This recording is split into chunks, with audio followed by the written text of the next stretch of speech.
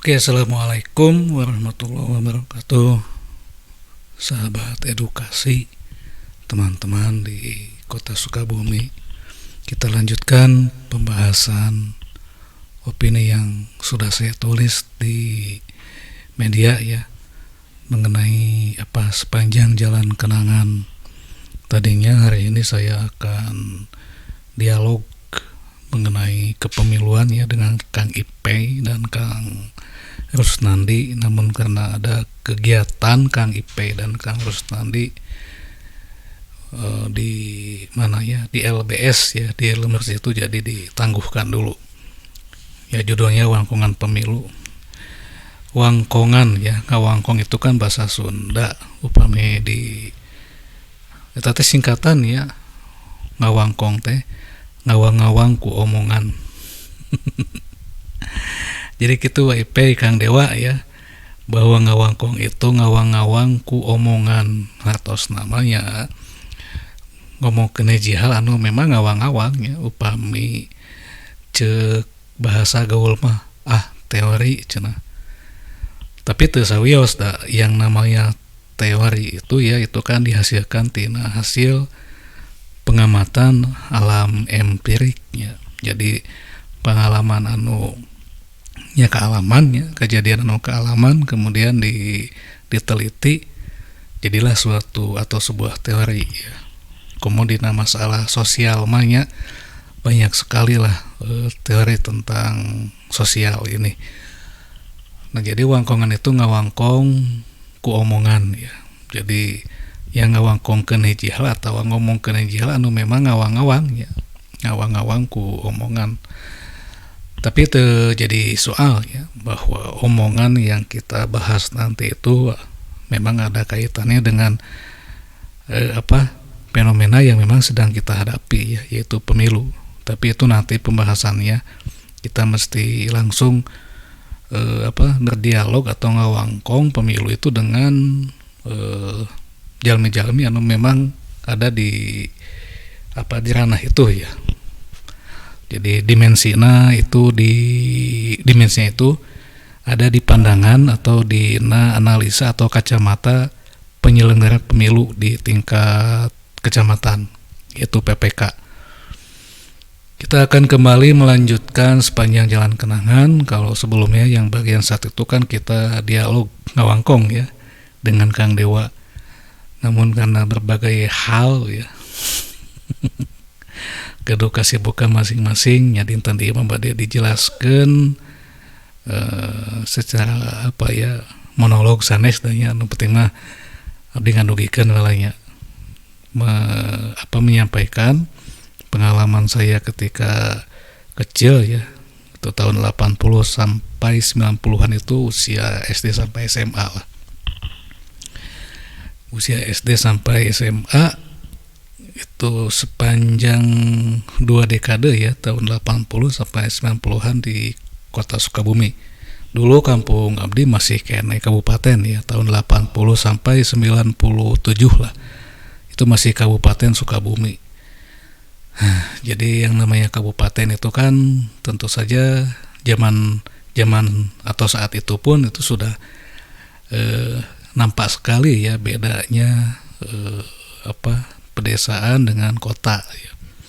Dibedakan itu oleh hal-hal yang memang kalau kota itu kan lebih dekat dengan informasi, kemudian produk-produk hasil teknologi pun itu akan lebih cepat ya menyebar atau didistribusikan di wilayah kota. Kalau di desa kan lambat ya. Kenapa lambat ya? Karena pertama memang pada saat itu ya, tahun 80-an fasilitas infrastruktur, salah satunya jalan juga masih belum maksimal seperti saat ini. Balandongan saja diaspal itu tahun 90 berapa ya, 97 lah, menjelang atau setelah 96 ya, pas akan pemilu 97 itu, pemilu terakhir di era Pak Harto ya, itu baru diaspal. Kemudian selain jalan ya, tentu saja media-media gelombang elektromagnetik seperti televisi, yang mungkin kalau televisi dengan radio itu ketika kita menonton televisi itu akan berbeda suasananya dengan ketika sedang menyimak radio yang hanya mengandalkan audio ya. Kalau televisi kan bisa dilihat dengan gambarnya yang hidup itu. Nah itu tahun 80-an itu di Balandongan teh nu gaduh TV teh masih tiasa kaetang ya ku Ramo Panangan ya, aya 3 atau napi 4 jalmi lah. Nah kemudian tahun 90-an mewe lah ketika ada yang paling utama kan Daya yang menghidupkan televisi itu memang sudah masuk ke Balandongan sejak tahun 86, yaitu listrik melalui AMD masuk desa. Nah jadi yang membedakan wilayah perkotaan itu bukan hanya hal di bidang teknologinya saja ya, termasuk di bidang sosial ya, kemudian dan lain sebagainya. Nah kita akan mengupas Sukabumi tahun 80 sampai 90-an bagian kedua ya, yaitu sepanjang Jalan Kenangan bagian 2. Nah tulisan ini bukan saya ingin mengadopsi atau membajak salah satu lagu ya. Sudah saya bahas di bagian 1 dengan Kang Dewa bahwa penulisan ataupun menulis opini ini ya salah satunya karena bahwa sepanjang tahun 80 sampai 90 itu adalah suatu jalan hidup. Jalan hidup yang sudah dilalui ya tentu saja oleh generasi X, baby boomers ya, kemudian X dan Y. Generasi Y kan lahir tahun 80-an ya. Kalau kita X itu di bawah 80-an.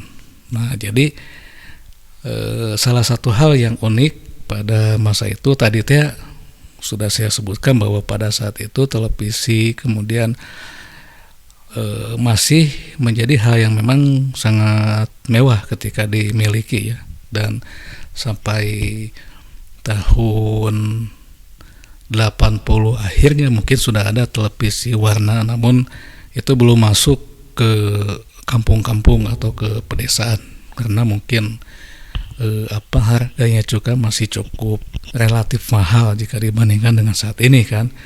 Kalau saat ini kita punya uang sekitar 1,5 juta saja itu sudah dapat TV atau televisi LED.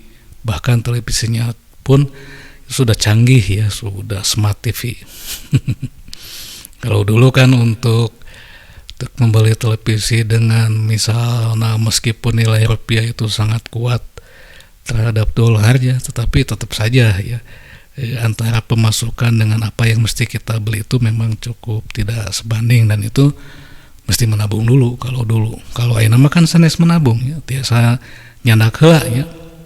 Beda dengan dulu ya. Kalau dulu itu kalau kita ingin memiliki sesuatu yang dipandang mewah saat itu, kita mesti menabung dulu, kemudian setelah terkumpul uangnya namanya digaleukeun karena benda-benda atau barang-barang yang kita butuhkan. Kalau televisi itu kan masuknya ke tersier ya atau mewah ya, urutan ketiga, bukan masuk ke kebutuhan yang sangat mendasar ya, atau pamidina ieu mah naon teh ilmu sosial mah bukan basic need ya, bukan basic need tapi urutan ketiga ya. Kalau ketiga itu semakin kalau di dalam kebutuhan ya semakin tinggi itu si angka itu semakin langka ya. Kalau dulu itu kemudian semakin mahal karena itu sesuai juga dengan hukum ekonomi ya, semakin barang itu langka maka akan semakin mahal. Beda dengan kebutuhan tingkat dasarnya atau basic need, itu ada makanan, sembako atau makanan, kemudian pakaian dengan papan, itu ada di kebutuhan yang sangat mendasar.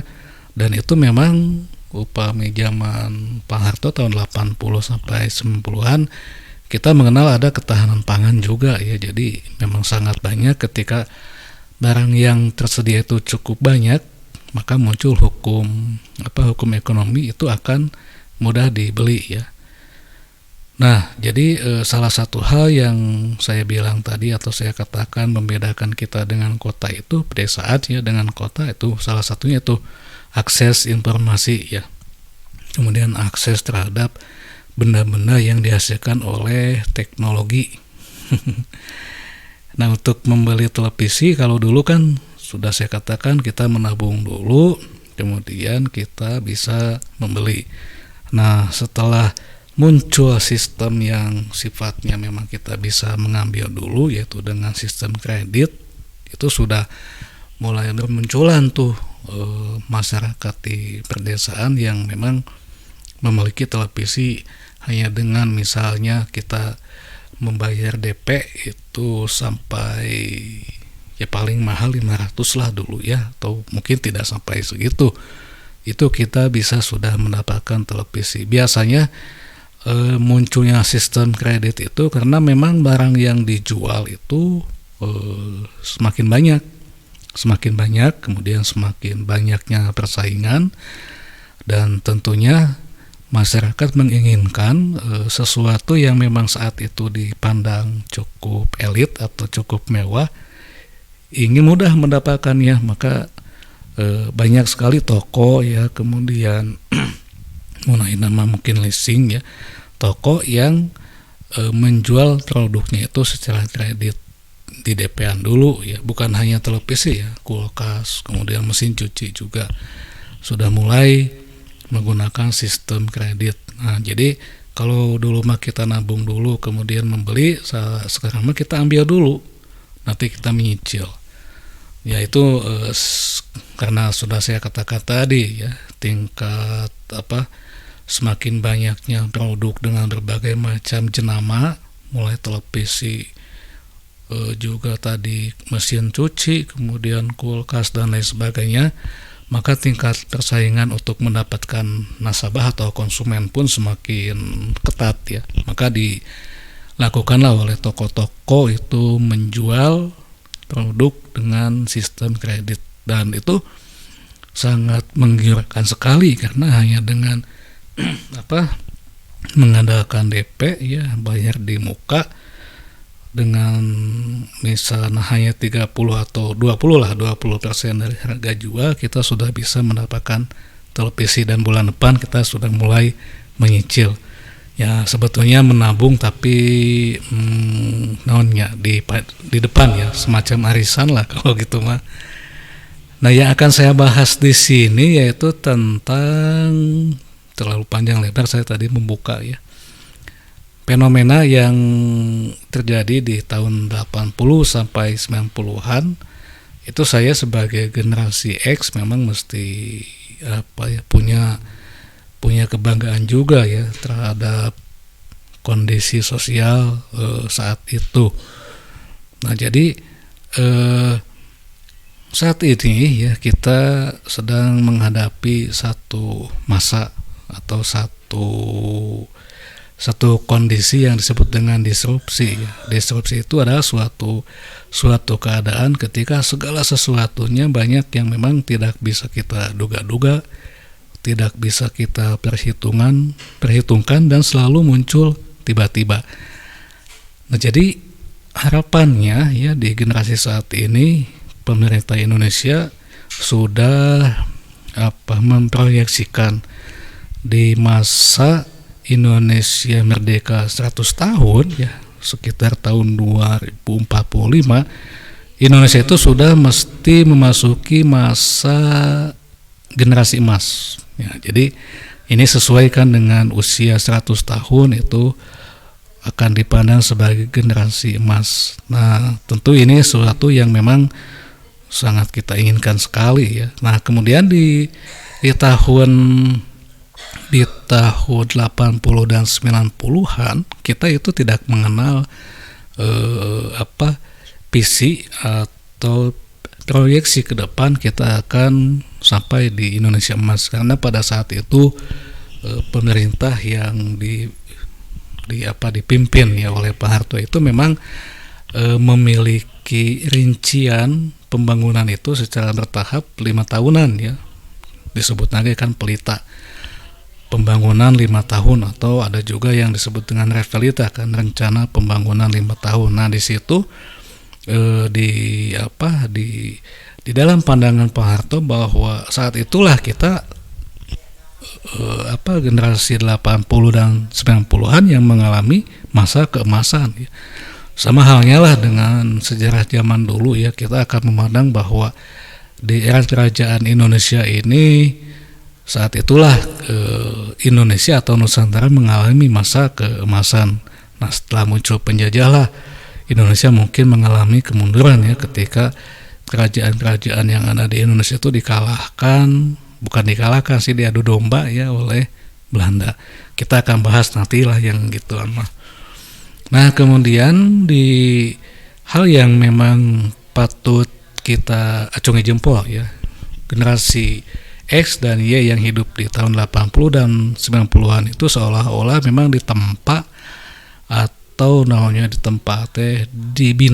dibina menjadi manusia-manusia, anak-anak yang tangguh, anak-anak yang tidak cehan bahasa Sunda maya, anak-anak yang tidak cengeng, anak-anak yang mampu atau mesti mampu menyelesaikan masalahnya secara mandiri. Mungkin ada semacam anekdot ya, ketika saya kecil dan teman-teman yang seangkatan itu masih kecil, pas dijajab sakolahku kolote isin ya, malah akan disebutan ya, cuna nanti disebutan teh manja ya. Nah kita jangan membandingkan dengan generasi saat ini lah. Kenapa misalnya generasi saat ini kok lebih manja ke sekolah ge duwi ke SMA dijajab ya, karena kita memang saat itu tahun 80 dan 90-an ditempa ya oleh hal-hal yang memang kita teh mesti mandiri, kalau tidak ya kita akan ketinggalan. Nah itu disebutnya upami adaptasi manusia atau anak-anak yang bisa adaptasi lah yang akan mengalami kesuksesan. Nah kemudian sebagai contoh bahwa kita ini dididik oleh orang tua dengan sikap yang memang mesti tangguh lah, mesti tidak manja ya, kemudian mesti mampu menghadapi persoalan hidup. Salah satunya tadi saya katakan anak-anak itu mungkin ya, karena saat itu saya katakan tadi alat-alat transportasi pun masih minim ya, hanya angkutan kota ya, kemudian hanya mobil-mobil pribadi yang dimiliki oleh kelompok tertentu, itu bukan menengah ke atas, malah oleh kelompok atas ya. Nah maka kita saat itu ke sekolah pun jalan kaki ya. Abdi misalkan di Bumi KSD teh sekitar 3 kilo yaitu jalan kaki. Kemudian di Bumi ke SMP itu kan 4 kilo itu jalan kaki ya.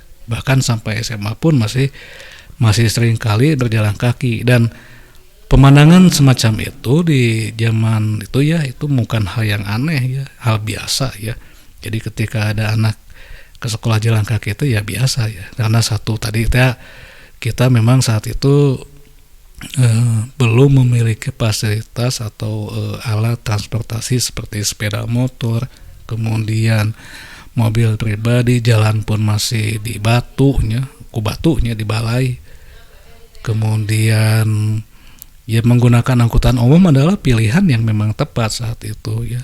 Nah saat ini pun sebetulnya kita mesti mengembalikan kebiasaan baik yang dilakukan oleh generasi 80-90-an ya, ke sekolah itu naik angkutan kota. Namun ada juga hal lain ya, kenapa anak-anak saat ini dijajab oleh orang tuanya, karena banyak sekali kejadian-kejadian yang tidak diinginkan, misalnya adanya tawuran pelajar ya, bisa wae kan ketika anak kita sedang naik angkot tiba-tiba dihadang oleh sekolah lain. Nah di situ melihat kejadian seperti itulah mungkin orang tua menjadi lebih khawatir ketika anak-anak ke sekolah itu tidak dijajab atau tidak dijemput. Nah jadi salah satu hal yang memang terjadi saat itu tahun 80-90-an, anak-anak itu ditempa dengan sikap yang memang mesti mandiri, salah satunya dengan jalan kaki. Bahkan banyak teman-teman saya, termasuk saya itu ketika pulang renang ya dari itu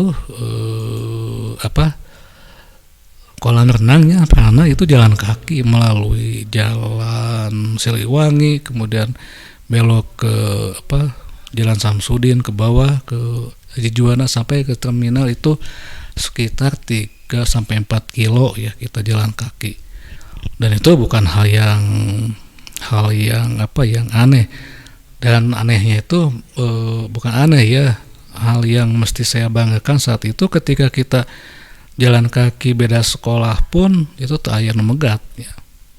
Da kudu mah dipegat aku teman-teman alumni SMP 1, SMP 2 nya. Soalnya saya saat itu upami uih renang teh pasti ngalangkung kandinya ya, tapi tidak terjadi hal itu ya, karena mungkin jangan naon ya. Nah, kemudian selain bahwa jalan kaki ini memang menjadi satu hal yang terbiasa dilakukan saat itu, kondisi alam pun memang mendukung ya. Misalnya di sepanjang jalan itu masih dipenuhi oleh tumbuhan tingkat tinggi, mulai tina albasia, kemudian mahoni, dan pohon-pohon lain yang memang ketika kita jalan teh iuh gitu, teduh. Dan kalau misalnya panas, kemungkinan kita tidak akan jalan kaki ya. Panas teu kehalangan ku tatangkalan ya, teu kaiuhan, takut sabab kaiuhan, maka jalan kaki pun nyaman ya. Nah, sepanjang jalan Siliwangi kemudian jalan Samsudin itu saat itu masih dipenuhi oleh tumbuhan-tumbuhan yang memang cukup rindang dan teduh ya. Tapi sampai saat ini pun kalau tidak salah memang di wilayah itu, kecuali mungkin jalan Siliwangi itu sudah dipenuhi oleh di pinggirnya itu jalan toko-toko kuliner ya. Jadi tidak terlalu banyak itunya si pepohonannya, beda dengan jalan Samsudin ya. Nah, saat itu Kota Sukabumi sedang dipimpin ya, seingat saya itu oleh Pak Jainuddin Mulaibari ya, kemudian Pak Udin juga di akhir tahun 90-an ya, kemudian dilanjutkan oleh Bu Moli kalau tidak salah ya. Itu masih sejuk tak salah ketika saya mengamati balai kota saat ini juga ya. Itu di samping kanan dan kiri balai kota itu di atap itu ada simbol patung buek ya, patung buek ya. Patung buek itu kan satu buek ya, itu binatang yang memang dia itu menjadi salah satu indikator udara masih bersih. Kemudian di atap balai kota juga masih ada ikan julung-julung. Itu kan tanda bahwa air di Kota Sukabumi saat itu memang masih bersih lah. Ya, jangan bandingkan saat ini lah. Saat ini mungkin air solokan memang tidak bersih ya, karena banyak sampah, kemudian deterjen juga. Makanya langka kita melihat ikan julung-julung ya. Ikan julung-julung di sepanjang sungai-sungai di Kota Sukabumi. Kemudian artinya ketika udara bersih, kemudian pemandangan atau sepanjang jalan ditumbuhi oleh pepohonan, maka otomatis pejalan kaki pun akan nyaman. Nah, saat ini kita mungkin terlalu mendewakan ya. Punten Kang Dewa disebat. Terlalu mendewakan pembangunan, namun kita selalu teeling bahwa selain membangun kota, kita juga memang mesti tetap mempertahankan sesuatu atau kapital yang memang itu teh mahal ya. Sehingga oksigen itu kan tidak mahal kalau ada di alam. Beda kalau oksigen itu adanya di rumah sakit, itu akan sangat mahal sekali ya. Tapi ketika oksigen itu ada di alam dan penghasil oksigen itu adalah tumbuhan, Nah kita teh kadang sok teu elingnya bahwa tumbuhan itu memang penghasil oksigen. Nah makanya jangan dibabat ya tumbuhan itu. Baiknya makan dilakukan ya, ini kan konsep dasar lingkungan kan, tanami dengan pepohonan, kemudian tempat-tempat atau lahan-lahan terbuka yang memang dikhususkan untuk lahan terbuka hijau ya, RTH itu ruang terbuka hijau, maka lebih bagus itu ditanami ya, ditumbuhi oleh pepohonan. Jadi memang kota Sukabumi saat itu tahun 80-90-an itu dengan sebutan kulkas gede itu memang betul adanya. 2 minggu lalu saya berbincang-bincang nih dengan salah seorang teman ya. Katanya saat ini di waktu pagi di kota Sukabumi saya sudah langka sekali melihat halimun ya, kabut. Ya sama ya di wilayah manapun untuk kota Sukabumi, kecuali mungkin di wilayah sebelah atas ya, PH itu kan kabupaten, itu kita sangat langka sekali ya pagi-pagi melihat halimun, melihat kabut. Kalau dulu kan halimun dan kabut itu bukan hal yang aneh ya, apalagi kalau musim halodohnya itu isuk-isuk teh pinuh ku kabut tah si pesawahan tadi di Balandungan wanya. Itu kabut itu betul-betul menghalangi pemandangan, bukan pemandangan, menghalangi pandangan ya. Dan kabut itu adalah salah satu fenomena alam atau pemandangan alam ketika memang di wilayah kita si suhu di permukaan itu tidak tinggi ya. Kalau suhu kita misalnya di bawah 20 itu pasti ada kabut pagi ataupun sonten ya. Kalau kita naik ke PH saja ke sebelah atas Labin Tanah itu sekitar jam 5 itu mungkin sudah ada kabut ya, sonten komo subuhnya. Nah jadi ini munculnya fenomena kelangkaan kabut ya, itu ya salah satu efek tina pemanasan global. Nah salah satu dampak pemanasan global itu ya, kemudian pemanasan global ini salah satunya memang disebabkan oleh sikap kita, kemudian terlalu banyak melakukan alih fungsi lahan tanpa mempertimbangkan, misalnya ketika kita membangun suatu kawasan perumahan, mau tidak mau itu kita memang mesti menanam sekaligus ya, di kawasan itu ditanami oleh pepohonan ya, supaya pemanasan global ini bukan sesuatu yang yang menakutkan, artinya bisa diatasi lah ya. Namun celakanya kita manusia memang selalu lupa kita itu akan ingat ketika memang sudah terjadi. Misalnya pemanasan global itu dulu tahun 90, 80, 90-an hanya isu yang disampaikan oleh para pecinta lingkungan. Namun saat ini pemanasan global itu dampaknya sudah dapat kita rasakan, yaitu kenaikan rata-rata suhu harian. Ya dulu kan Sukabumi 19 sampai 20. Sekarang kan suhu maksimum di waktu siang itu bisa mencapai 31 sampai 33 ya. Suhu normal itu kan 23 ya. Itu kan dapat kita rasakan langsung perubahannya. Kuno ngalaman ketika dulu kita mengalami bahwa suhu sadidit nantengan di bawah 22 kan, itu dampaknya sangat dapat kita rasakan. Komo anu ngalaman dulu teh tadi. Untuk generasi saat ini mungkin ya biasa ya, bahwa suhu di kita itu saat ini kan 26 sampai 30 31 lah.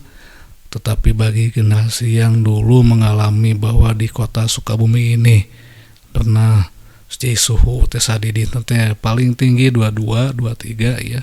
Kemudian sampai bisa mencapai 16 kan kalau waktu usum halodo.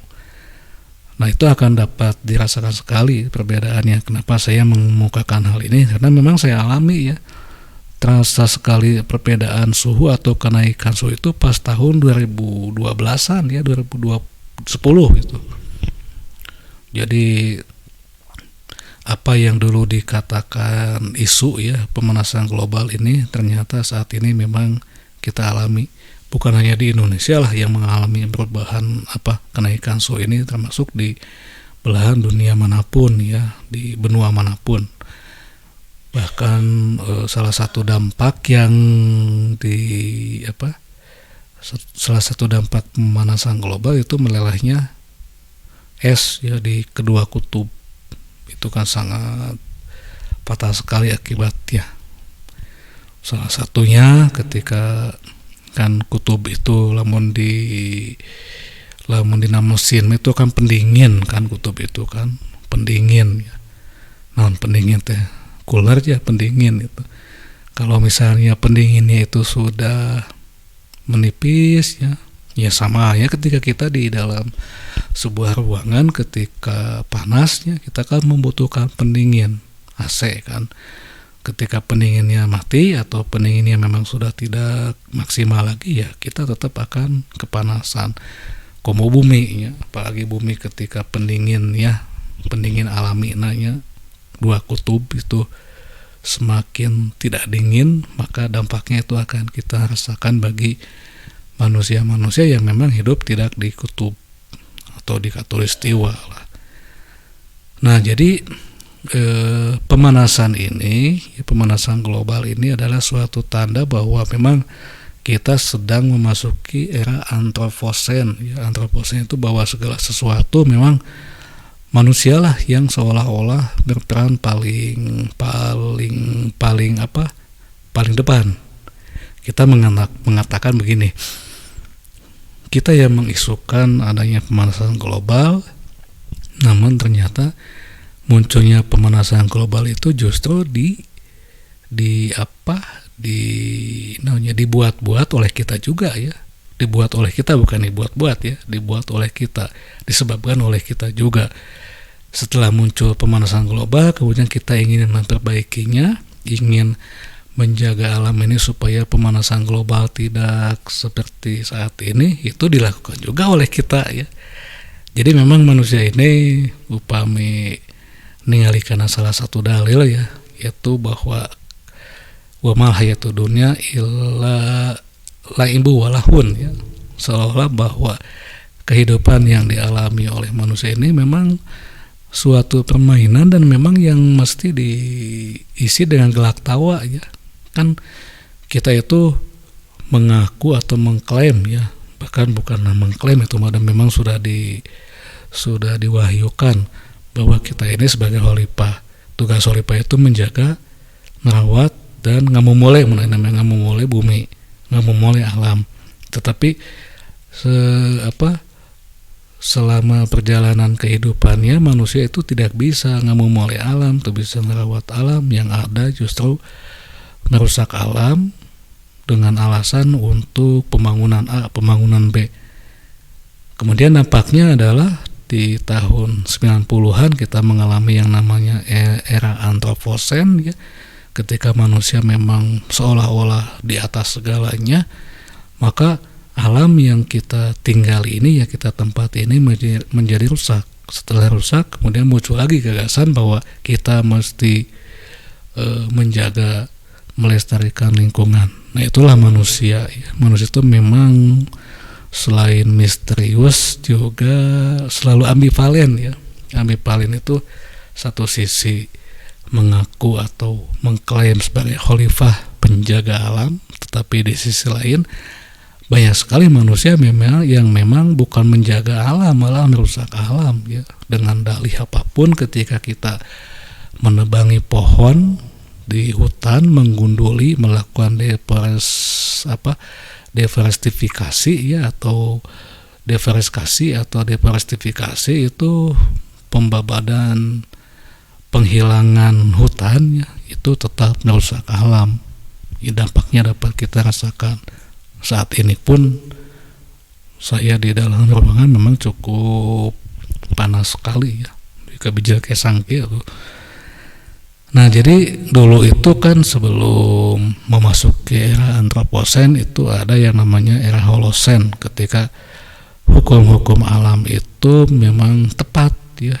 hukum-hukum alam itu memang, atau alam ini berjalan sesuai dengan hukum yang telah ditetapkan dalam satu tetapan. Nah gitu ya, salah satu ciri era Holosen itu kalau kita melihat ke tempat-tempat yang memang masih banyak ditumbuhi oleh tumbuhan atau vegetasi, itu setiap pagi pasti ada halimun atau kabut. Itu contoh era Holosen.